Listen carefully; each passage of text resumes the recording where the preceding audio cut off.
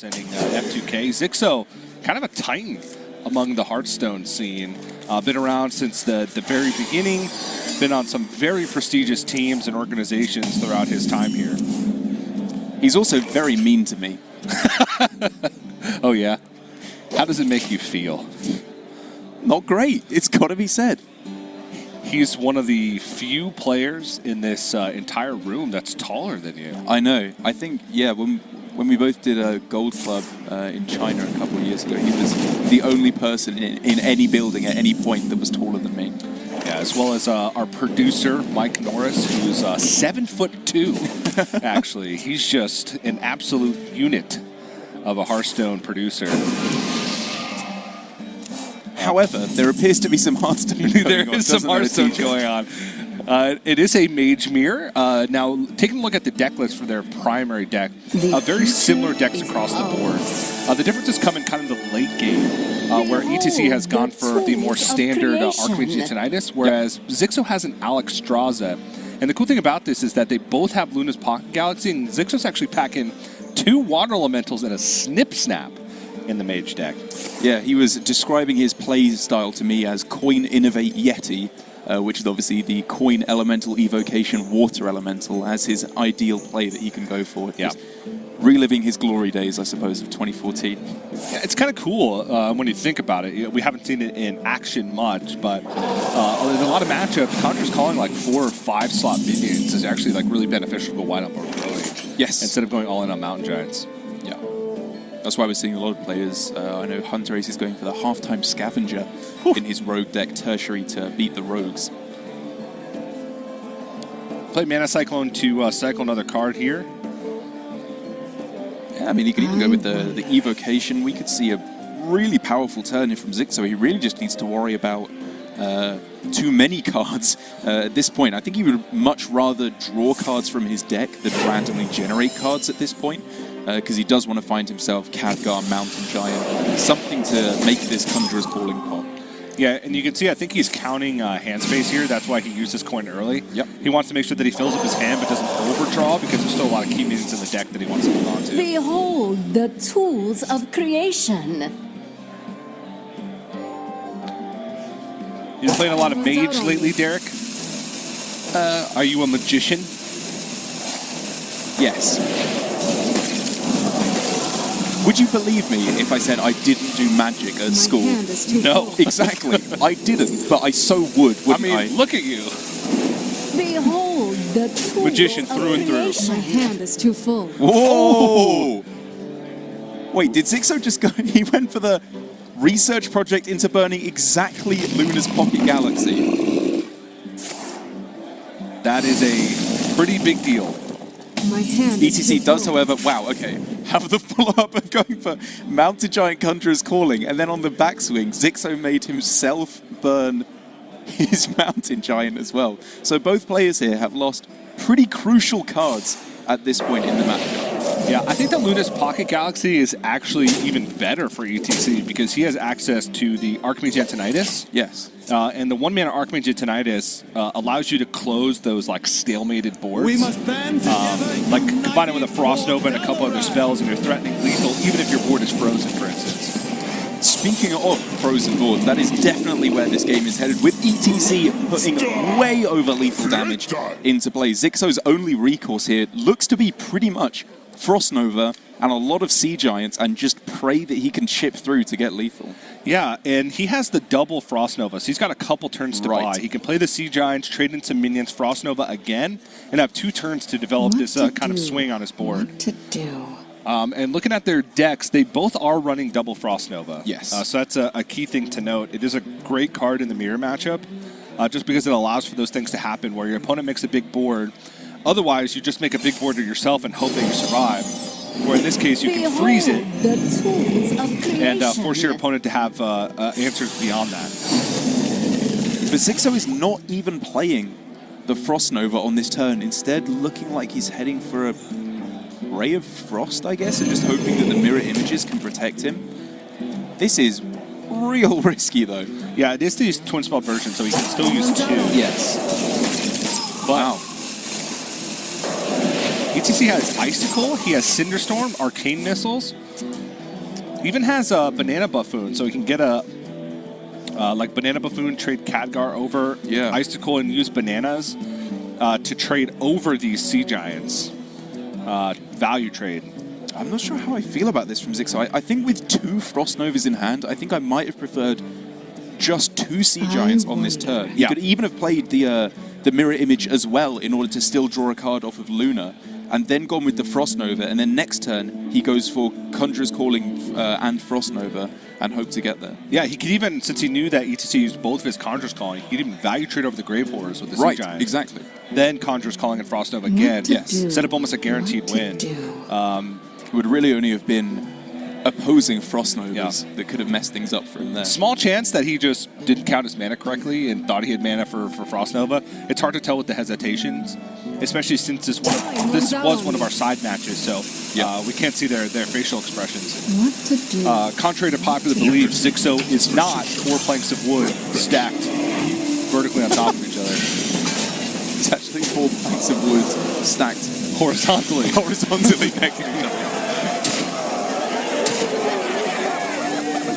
As this is the downside of Xixo's play. ETC roping out though, missing a ping to face, which with his hand of Cinderstorm and Arcane Missiles could make the difference. Yeah, this has been a kind of a common issue with ETC in America's Grandmasters, especially in the first couple weeks. I don't know if it's nerves. ETC is a player that kind of got most of his start from ladder. You know, he got the majority of his points from ladder. You know, he's got 2 kids, full-time job. I know what that feels like, and sometimes it can be hard to just sit down and play Hearthstone for a lot of time. He said, like, he can play on the mobile to get ladder finishes. So he chalked it up to nerves when we interviewed him for Grandmasters, roping out a couple turns, not making efficient plays. Tough to see it plague him here in such a big event of a match. I don't know if it'll matter. It was just a ping. Xixo now very much does have the ability to threaten lethal of his own on the following turn. It's all in on ETC to find a way to survive against this, which he does have at the moment just about. I think, or does he even? Does the mirror image ping on the Giant? I think we're just about keeping him alive. Yeah, but that's if Xixo basically had nothing in his hand. ETC might need to think about the possibility of trying to pick up a Frost Nova. This could also take some significant power off the board. That's actually really good. That's so good there. That's so important for ETC. Now the mirror image on his side of the board looks like it very well could protect him. Do you ever think about double mirror image? It would fill up your board, but you only need 1 minion to connect. So if he doesn't do that, with the Ziliax in hand for Xixo, I think he would be dead. Time runs out on me. Oh no, wait, one of them summons 4-3 anyway because of Khadgar. Oh yeah, you're right. You're absolutely right. Yeah. So it fills up his board, so he's safe no matter what. I'm gonna unleash Arcane Missiles, might as well. No chance of killing anything, but maybe get some additional face damage. Yeah. Maybe he could pick up a Mana Cyclone and a Frostbolt would be the out for lethal. Oh, the Kalagos effect coming into play now, though. What would we even see? I mean, Frost Nova has to be played on this turn. Does he ever Frost Nova and develop, but not kill anything because he knows that if ETC can't play any minions, he can't win? The problem is he has to develop enough to make sure that he has lethal through it. And I think if that opens up ETC to the possibility of top decking his own Frost Nova, and so I think I like a slightly more aggressive stance from Xixo here, which we'll see. Now can still Ziliax and Frost Nova, or is this now just lethal actually? Yeah, this is now just lethal because he was able to kill one of them off. Yeah, you're right. I think he could have, was it guaranteed lethal if he starts off with Conjurer's Calling? Because it's guaranteed to get a Wisp. It was a 0 mana Conjurer's Calling because of the Kalagos. He needed the mana for ping to finish, to get the lethal damage. Yeah, and he needed what few turns. It allows you to play differently too. Reason being is because a lot of times you want to keep your hand full in case you draw a Mountain Giant. Right. Whereas if you play Luna's Pocket Galaxy, you can play pretty aggressively if you're holding on to a Conjurer's Calling. Yeah. You always have the possibility to play a 0 mana Mountain Giant because it'll be 0 mana once you draw it even with Luna's Pocket Galaxy unless your hand's empty. And Conjurer's Calling it regardless of how big your hand is. Yeah. Ooh, very interesting hands from both players here, with ETC obviously available to go for a very nice early Elemental Evocation Mana Cyclone turn to generate a whole bunch of stuff in hand for when he hopefully gets the Mountain Giant off of that Sandbinder. Xixo, on the other hand, we could see either curving out with a really nice starting play of minions, Sorcerer's Apprentice this turn, Arcane Intellect next turn, hope to find a Mana Cyclone as well. But he's taking it a little bit slower here. This is not something we see all too often. Generally, Apprentice just comes down on 2 these days. Yeah, the reason being is because there's just no answer to it in the deck. Yeah. We see there's some players that will put in a Frost Bolt, but other than that, Ray of Frost. That's it. The only answer. And Ray of Frost is a pretty good keep. Yes, it's good in the matchup. Yeah, so that's probably his thinking. He's like, well, if I play a Sorcerer's Apprentice here and ETC just double Rays of Frost it, then my hand has nothing but a Mountain Giant. I've expended a card, so my Mountain Giant's more expensive. Yes, I go AI next turn, but it delays my Mountain Giant by a turn, and I don't want to take that risk. My name's Xixo. I'm really tall. I don't take risks.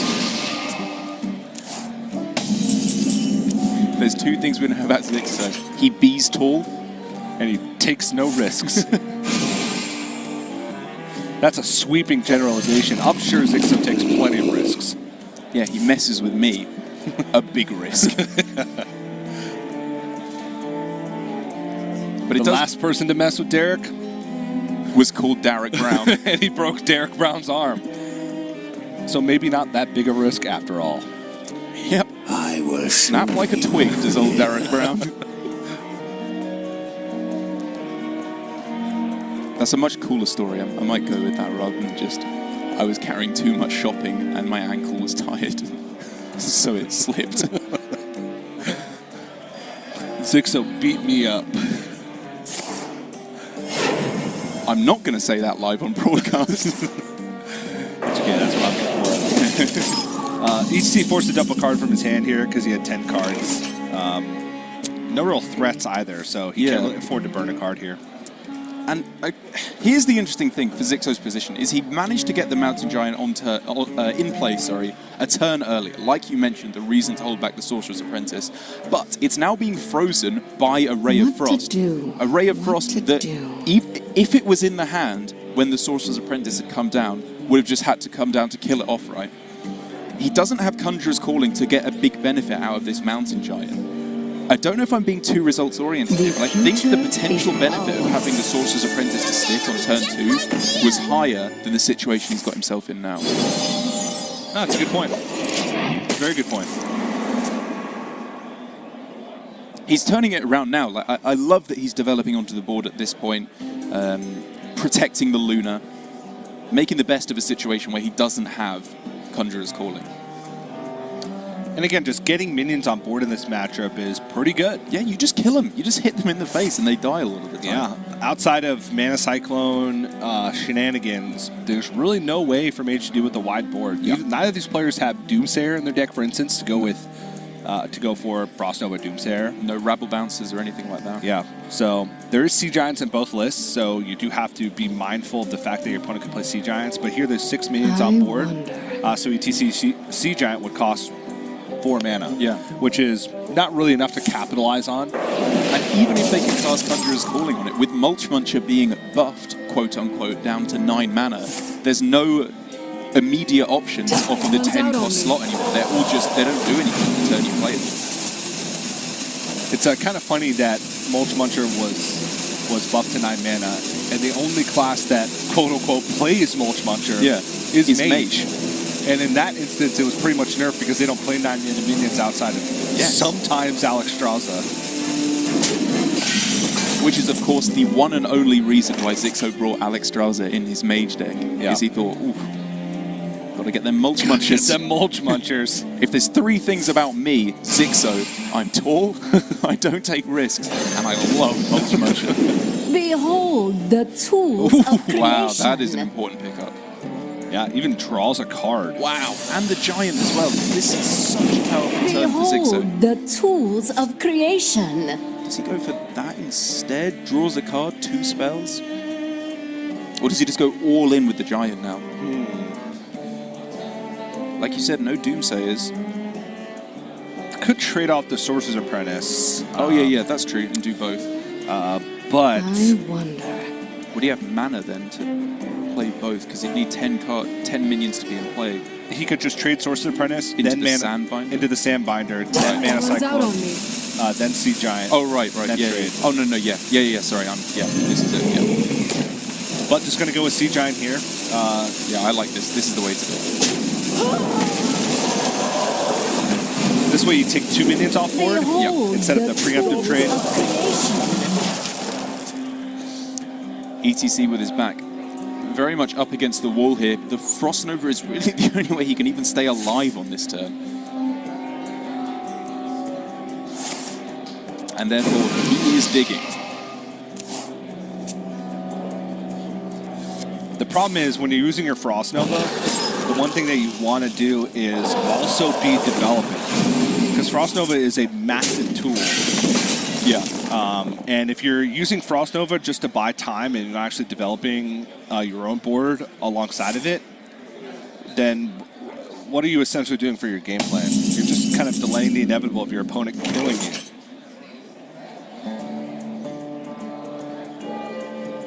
Wow, Snip Snap.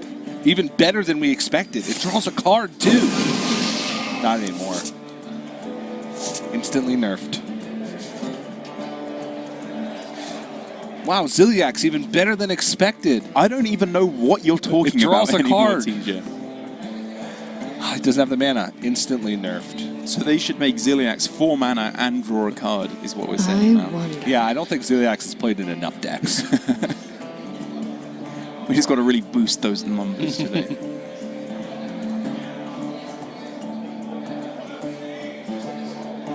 I mean, Xixo here, it's really just thinking, how do I lose in this situation? Which is having 2 drops in play so that ETC could go for Conjurer's Calling to get a Doomsayer on his side of the board. So there was some merit, I think, actually, to Icicling his own Mana Cyclone in this situation. Maybe he thinks he's not that far ahead, to the point where the only thing he loses to is Doomsayer off of Conjurer's Calling. But I think he's approaching that situation. Definitely possible. There's also like a weird thing where if you're super far ahead and you Conjurer's Calling a Sea Giant and get Hakar the Soul Flare, that you can just runner, draw blood, and die. Okay. But that's a very fringe case scenario. Super fringe. If you have like no cards left in hand and you're all in on this board, then maybe, I don't know. If you're just so far ahead where there's only one possible thing that can kill you, What to do? then you wouldn't do it. What to do? But other than that, I think something like this is more likely to lose Xixo this game. If ETC could hit, I don't know, a bunch of Heckle bots or whatever else premium 4 drops there, freeze, value trade, pull this one back. That is, I think, the way in which Xixo could maybe lose this game. But with 2 Frost Novas being picked up, like, what, Luna's Pocket Galaxy Frost Nova on this turn looks pretty fantastic to me. Job done.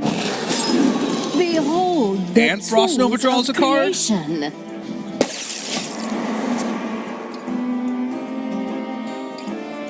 how long have you been playing Hearthstone, Derek? Closed beta. So you remember back in the days of an early Freeze Mage. I do. Back when Frost Nova was 2 mana, Blizzard was 5. Blizzard was 5. Frostbolt dealt 8 damage. Yeah, I mean, That never happened. You were about to just say, yeah, I remember those I was days. thinking my own thought already. Oh, okay. Thoroughly stopped listening. Completely ignoring me. Good call. I think I was a bit busy playing Voodoo Doctor Warrior at that point to be worrying about Freeze Mage. I was bad for a long time. Well, this is exactly Lethal. 15. Yeah. Xixo going to take game 2, which means he takes the series and moves on to a 2-0 score in Swiss. And that also gives ETC his first loss of